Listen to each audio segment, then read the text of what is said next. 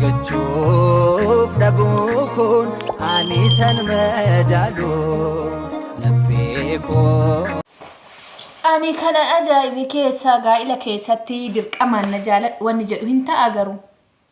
Ayyooyyaa harka fuuni akkam jirtan maamiloota kiyya jaalatamuudhaaf kabajamoo nageenya raarri waaqayyoo isiniif haa ta'u lafumaaf iddoo jirtanitti jecha. Egaa akkuma beekamu chaanela eebbisaa intartiimentii irratti guyyaa guyyaadhaan viidiyoo adda addaa qabannee dhufna. Har'as viidiyoo baay'ee nama gaddisiisu tokko qabadhee dhufa. Dursa yeroo chaanela kanaaf haarawwataa laayik share subscribe gochuun hin raaffatina. Subscribe kuma torba nagalchaa challenge qaba waan ta'eef Oromootiyaa. Har'a waan tokko dubbachuu dhufeen illee obboleettii keenya suuraa ishee asirratti argaa jirtan kana. Hojjettuu baankii daldala Itoophiyaati maqaan ishee Adaanach Kumsaa jedhamti. Haadha ijoollee lamaati jechaadha. Abbaa manaa ishee kana dura wajjin jiraachaa turte. Abbaa ijoolleetiin gargara baatee jiraatti. Ijoollee ofii barsiifachaa guddifachaa odoo jirtu namni dhuunfaan tokko jechaadha. Dhufee gaafii yeroo baay'ee doorsisaa akka jiruu fi maaliif na didda kan jedhu gaafii jaalalaa dhiyeessaa fi ture jedhamee ture odeeffannoon tokko akka karaa sooshaal miidiyaa hawaasaa argannetti jechaadha. Amma oduma akkas jedhuun isheedhaanii guyyaa tokko nan didinii jedheeni gaafa hojii xumurtee sa'aatii baatu eegee bariirra dhaabbatee makiinadhaan eegee irbaata si affeera jedhee fuudhee deemee ajjeesee karaatti gatee jedhan. Namichi Amaaraa jedhan ishiin dhalattu Oromooti jedhan. Ani gaafii kanatti uume waa tokko jira yaa Oromoo. Maaltu gaafii natti uume beektu? Tarii namu fakkeessanii ajandaa akkas godhanii namoonni aarii ishiitti qabu ishee ajjeese malee akkamitti ishiillee nama fedhii hin qabne tokko nama ishii doorsisaa jiru tokko akkamitti raata wajjin affeerramuu makiinaa isaa seenti. Kun tokko gaafidha. Baankiin Itoophiyaa hojjettoota qaba, eegdota qaba, seeratu jira. Oggaa ishiin barrii bira gadi baatu poolisiin barrii bira dhabamu akkamitti gisee yoo fedhii ishiitti seenii dirqamaan fuudhee seessisaa. Moo duruma walii galteedhaan. Moo waruma hojjettootuma poolisii faanallee walii galaniitu mucootan ajjeesuu karoorfataniitu itti godhan moo akkamidha. Lammaffaa immoo seerri Itoophiyaa keessatti seerri amma bahe mirga dubartootati kan jedhu soba ta'eeti moo hojiirran oolle moo keewwanni mirga dubartoota biiroon dhimma daa'immaniif dubartoota Itoophiyaa keessa jiru hojiirra hin oolle moo maaliif gizuma hunda dubartoonni ajjeefama ajjechaan ishiillee ajjechaaf afaati ajjeesanii bosona keessatti gateet warabessi nyaatee achi lafee ciccittuu walitti fuffunaananii awwaalanii jedha. Maaliif awwaalama? Lafeen suni xiyyitiin itti rukkutee fi makiinaan keella irratti qabamee jedha. Ishaaraan isaa irratti hin bahu. Itoophiyaa keessaa biyya alaa baqatamu. Seerri Itoophiyaa keessatti hojjetu kun seera loogummaa qabu dubartoota irratti maaliin? Waggaa kana keessa dubartoota meeqatu ajjeefame? Dubartoota meeqatu abbaa manaatiin ajjeefame? Dubartoota meeqatu hiriyaadhaan ajjeefame? Waggaa kana keessa bichaa bara 2025 kana keessa. Araarrakki jara keenya seera kabajaa. Mirgumti dubartoota kabajame jedhu sunu meerri. Akkamitti lubbuun nama akkuma ajjeese shakkami Amaara jiinkii hinde Amaara ta'e saba fedhoo ta'e bar ishaaraan isaa xiyyitii itti rukuta irratti hin baafa makiina isaa irratti hin baha mattaawaqaan isaa suuraa makiinatiin hin baha bakka kamuu miliqee eessa baha. Maaliif ajjeesuu dida warruma mana hidhaatti nama qallabu mootummaan maaliif qallaba nama tokko xilli godhee ajjeese lammata ajjeechaan akkana Itoophiyaa keessatti hin ta'u. Gizumuudha daa'imman gudeedu, daa'imman ajjeesu, haadha mana ajjeesu, dubartii hojjettu tokko qabanii dirqiidhaan natti heerumi jedhanii ajjeesu hindee. Biyya dimokiraasiiti Itoophiyaan kan jedhan meerree dimokiraasiin. Hindee pirezidaantii Girmaa Waldagorgis bar lubbuu nama bajjeesee haa ajjeefamu fal mallatteessi gaafa jedhan Afrikaa keessatti kan mallatteessudhee kan dide kanaafi odoo gizee san mallatteeffamee jiraate. Itoophiyaan biyya dimokiraasiidhaan bultu kan jedhame meerree dimokiraasii sun. Dimokiraasii walqixxummaan jedhame sun meerre. Eshi gaa'illi dirqiidhaan ta'a dhiiroo. Jaalalli dirqiidhaan ta'a. Dirqiidhaan na jaaladhuun hin ta'a. Dirqiidha kaawwanni biraa maaltu jira mee obboleettii keenya kana ajjeesanii gaafachaa ture jedhan gaafii jaalalaa kana dura. Gaafii jaalalaa gaafachaa ture ishiin ijoollee lama guddifatti. In ta'u jetteen an akkamiin na didda jedhee ajjeesee jedhan. Kana dura eega doorsisaa ture maaliif ammalaa akkasachuu didde nama kana maaliif seeratti beeksifachuu didde. Dubartoonni keenyallee dhagaha. Hojjettuu feete ta'i, barsiistuu ta'i, doktora feete ta'i, barumsa feete qabaadhu. Eenyuyyuu sammuu kee caalaa kam sii beeku hin jiru waa'ee kee. Garuu gaafa ati duutu ijoollee kee kana yaada. Namoonni hojii akkasii hojjettan keessattuu dubartoonni biiroo dhimma daa'immaniif dubartoota keessa hojjettan murtoo dubartoota kaa'a. Gorsa dubartoota kenna. Dubartoonni baay'een qalbii qabdan. Qaala'iinsa jireenya teessan tana duuka fiiguu malee waan lubbuu keessan irratti dhufuun beektan jechaadha. Innas heerumti lubbuu balleessee inni miliqeera keella irratti makiina fi akka eessi miliqeessa dhaqa. Itoophiyaan ala bahaa. Indee makiinaan sun maqaa isaatiin bitameemi. Meeshaan waraanaa sun maqaa isaatiin bitameemi. Indee kompiitara osoo bari hin baha. Makiina sana ishaaras isaa hin baha. Itemmin isaa hin baha. Maqaan isaa hin baha. Eessa miliqaseera jala. Beekatuma yoo namumti beekumti fedhumaan xiqiiti mashiirran geechisuudhaaf karoorfataniituma ajjeefatanii nama san dhoskuudha jedhanii akkas godhan malee tasumaan miliqu Itoophiyaa keessatti. Itoophiyaa keessatti yakka meeqa hojjetanii kan eenyutu qabaa jira? Eenyu gaafataa jira? Mana hidhaatti qallabaan jiru mootummaan. Ara seera eegaa uummata keenya. Ara ijoollee miskiinatiif yaada. Ara dubartoota kabajaa. Bar biyya kana Itoophiyaa kan dhaabe dubartoota.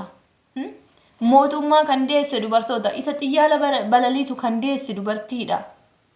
Isa makiina oofu kan deesse dubartiidha. Injinara kan deesse isa fooqii meeqa ijaaru kan deesse dubartiidha. Kabajaa dubartoota qabaadha. Dubartoota yoon kabanye isin namummaan keessanuu eessa dhufeenyi keenya eessa jedhame. Indee dubartii kabajaa sila lubbuun dubartii barbaala barzaafi taate Itoophiyaa keessatti ebeloo haadha mana akkanatti ajjeese, ebeluun akkanatti jaalallees ajjeese, ebeluun akkasitti fooqirraa darbe, ebeluun akkas godhe. Maal inni kun? Dubartiin lubbuu dubartii kabajaa. Haqa dubartoota baasa. Tokkoffaa namni seeraan Itoophiyaa keessa jiraachaa jiru Itoophiyaadhaan ala dhufne namni kun. Lammii biyya sanii ta'ee akkamitti eessa bakka dhaqa jidduu kanatti miliqeessa dhaqa. Makiinaan qabame meeshaa waraanaa qabame inni garuu miliqe. Maal jechuudha kun hin fakkaata yaa Oromoo. Beekatuma shaffana mootummaallee. Beekatuma namni haqannasuuf nama ajjeesaa jirtan. Dhugaa. Aara lubbuu namaatti farada waaqayyo isinitti farada bar aangoo harmii fi harmi dubartii fi aangoo narraatu hin jiguun ishii naftu.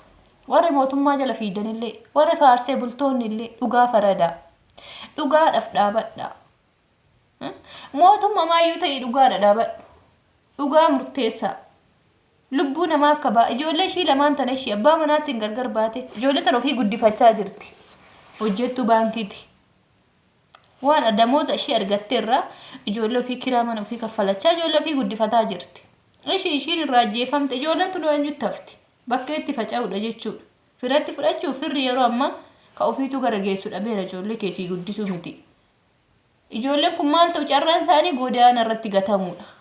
Achitti dubara osoo taateen gudeeddamtii bakka inni qorrisa ajjeesuun duuti kanuma. Wanni biraan jiru aara rabbii jedhaa. Aara dhugaa murteessaa dhugaa. Haqa irratti hojjedhaa. Biyyaaf dhugaadhaaf dhaabbadhaa malee loogiin hojjetina. Mootummaan bar fakkeenyuma tokko ajjeese eenyu seerumta addunyaatu kasi gaafatu hin jiru. Maalkinu warra nagahaatu cafacafaa jirta eenyu si gaafataa jira. Namoota nama ajjeese qabaate xilboodhaa hawaasa irratti addabaabaayii irratti teechisaati. Ijoollee tajaajiltootaa, ijoollee ilma hiyyeessaa qabdanii haadhaaf abbaas teechisanii xiyyitii itti naqaan jiru waraanni. Namoota nama ajjeese kana uumaa akkas gochuu dadhabdan. Warroonni waraanaa amma hidhattoonni kun afuuftonni jechuudha. Isa nama ajjeese kana waa godhuu kan dadhabdan miskiina haadha jalaa fuutanii haadha jalatti haadhaaf abbaas teechisanii dhaabdanii hizbii keessatti xiyyitii itti naqaan jirtanii. Kanama ajjeesuu dadhabdarree gootummaan keessa miskiina irratti gooftaalleen gooftaa qaba jedhani.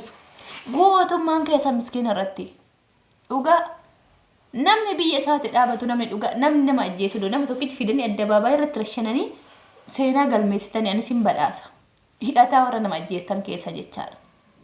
Duujan namoota dubartii ajjeese kana fuutanii addabaabaayii irratti ajjeessanii lammata Itoophiyaa keessatti wanni akkasii kun deebi'een ta'u dhiirri dubartiin ajjeesu. Haadha manaan ajjeesu, ilmoo ofiin ajjeesu, hin gudeedu. Nama daa'ima gudeedee fi nama dubartii gudeedee fi nama haadha manaa isaa qale fuudha addabaabaayii irratti qala. Maa seerri kun Itoophiyaa keessatti hundaa'e lubbuun namaa kabajaa qabdi. Is sodaatta mallee seera. seera sodaatan. Amma biyya Suudi Arabiyaa keessatti of fakkeenya fudhanne namni takka sin tuqu. Namni takka. Hattuun takka boorsaa keessirraa buttee taanaan qabamna harkatu kutama. Si bakka yaaliin gudeeddaa fa'aa daa'ima dubaraa irratti raawwannaan achumatti ajjeefamta. Jiru qoosaan kun biyya kana keessa. Namni nama ajjeese daqiiqaa siin kennamu akkasuma si fuudhanii ajjeesuun kee dura mirkanaa'uufnaan odoo birrii miliyoona meeqa kaasaa kennan iyyuu tola hin jedhamu seerri. Tola hin jedhu yoo maatii warra sadii dhiisee malee maatii namni irraa du'e yoo dhiisee malee seerri hin dhiisu. Hin qaba yoo maatii sun dhiiseef hin dhiisa seerri. Garuu maatii sun hin dhiisu jennaan birrii kaasaa meeqa artistii isaanii kan jaalatan Suudii keessatti artistii akkamiin jaalatamu bala mallaqa meeqa fudhatee ta'e bakkiina walitti aggaacee mallaqa meeqa fudhatanii waggaa 9 barana ajjeefame. Didee mallaqa ayyuu didee horii meeqatti dhiyeessanii kaasaa meeqa fidanii didame maatiin dide. Bakka maatiin didnaan ajjeesu dhudhu Itoophiyaa keessatti irra seerri akkasii kunnuu ta'e lubbuun namaa kabajaa qabdi. Itoophiyaan bar fakkeenyuma fudhaa biyyootuma ollaatirraa yobbo biyyootuma Suudiirraa fakkeenya fudhaa biyyoota Arabaatirraa fakkeenya fudhaa bakka. Afrikaan silaa gabrummaadha. Dimokiraasii jettan malee dimokiraasii wanni jedhe wayiitu hin jiru. Lubbuun nama akka baalatti harcaa jirti. Eenyuun qaxalee lafaa dhufaan dargaggeessi lafaa dhufaan hoon jedhan gittumitti naqan xiyyitii nama hin beekneen ebeluun ajjeefame nama hin beekneen ebeluun ajjeefame lammii biyya biraatti dhufe ajjeessa jira namni hin beekamne waraana biyya alaatirraa dhuukataa seene jira. Alshabaab Somaaliitti seene Awurooppaarraa dhufee seene ajjeessa jira. Kanuma biyya keessatti ajjeessa jira. Obboleessi mata obboleessa ajjeessa jira. Gara walii laafuu didnee. Kanaafuu seerri yoo dhuguma jiraate biiroo dhimma daa'immaniif dubartoota Itoophiyaa murtoo kenna. Waaqayyo afara dubichaa miti. Murtoo kennaa fi dubartii kana. Ijoollee ishii kana mootummaan guddisuu qaba. Itti gaafatamummaa qabu guddisuu qabaachuu qabda. Maaliif lubbuudha? Haadha dhabanii abbaan duraa wal hiikanii jiru haadhaan abbaan garagaree ilaalu sa'aatii kanatti ijoolleen kun haadha malee godaanatti akka hin ba'an. Guddisuu qaba mootummaan itti gaafatamummaa fudhatee. Ishiillee namicha kana barbaadee baasee addabaabayitti saqqaluu qaba mootummaan. Maaliif callisa gizee meeqa daa'imman qaltee dubartiin takka kan irra amboon keessatti ijoollee haadha hin qabne abbaan malee biddeenii fuudhe. Hojii halkan hojjeta ishii waraabessa na jalaa nyaata jedhee ishii manatti dhiisee ijoollee san qalte. Hooma ajjeefamtaniiti sun qallabamaa jirti mana hidhaatti ijoollee san lubbuun dhabde haati ishii duute ijoollee nafteen ishiillee kamaatiin eeggatu gosti eeggatu duute. Hooma waa godhame. Adaama keessatti mucaan haadha qale. Hooma ajjeefame. Finfinnee keessatti kan haadha mana ajjeesee Shintibeetii keessatti qotto wanni hidhan godhame yooma ajjeefame. Dubartiin sarratanyaan ijoollee lama ajjeeste Finfinnee keessatti yooma ajjeefamte. Itoophiyaa keessatti barinyi lubbuu nama meeqa dhabaa jirra. Keessattuu biiroon dhimma daa'immaniif dubartoota hojjedhaa seera. Haqaan hojjedhaa. Faradaa dhugaa. Dubartiidha murteessaa. Seerri gimmaashan hojjetu. Haqni haqa. Dhugaan jallisina. Boru irraa gaafatamtu. Aangoon har'atti abdattanii tirkattanii nama miitan kun boru kufuu danda'a. Seerri bilchiginnaa kufuu danda'a. Akkuma barri yaadee kufe, akkuma barri dargii kufe, akkuma barri fiita waraarii jedhamu warra ambasaan kufe, akkuma minilik kufe. Hunduu aangoon biyya lafaa kanarra ni darba. Kan hin darbine nama hojii waaqayyoo hojjetudha. Hojii waaqayyoo gaafa sinin jedhu dhugaadhaaf dhaabadha. Dhugaan ilma waaqati. Haqni haqa. Dhimma dubartoota nu cuucina. Yaa warri dhiiraallee dubartiin ajjeesina. Aangoo keessan humna keessan jabummaa keessan dubartii irratti argisiisina. Jegninnatii kee jabummaa kee deemi wattaaddaraan loli daangarra ba'iiti. Waraanni kinu akkatti biyyatti wal akaan jiru dhaqaachitti lola. Gootummaan dubartii mana mandara keessatti miti. Dubartii ajjeesee kun amma goota ofiin jedha. Dirqiidhaan na jaaladhummaa inni. Ijoollee kee guddifadhaan heerumuun barbaadu jette sababni dhugaa qabdi kaa. Kaleessa miidhamte abbaan manaa sanirra ijoollee nama dhalte irratti gatee badee addaan bahanii wal dhiisanii ijoollee kana garagaree ilaalaaf hin jiru dhugaa qabdi har'as deeftee dhiira biratti ijoollee qabattee heerumtee ijoollee kana akka mushiidha godha namni kun. Dhugaa isheeti diduu mirga qabdi. Dirqiidhaan natti heerumi jechuun immoo waan bira. Kanaafuu adaraa keessan biiroon dhimma daa'immaniif dubartoota Itoophiyaa yoo dhuguma seeraan hojjettan ta'e dhimma dubartii kana cimsaa qaba nama kana qabaa seeraaf nuu fida.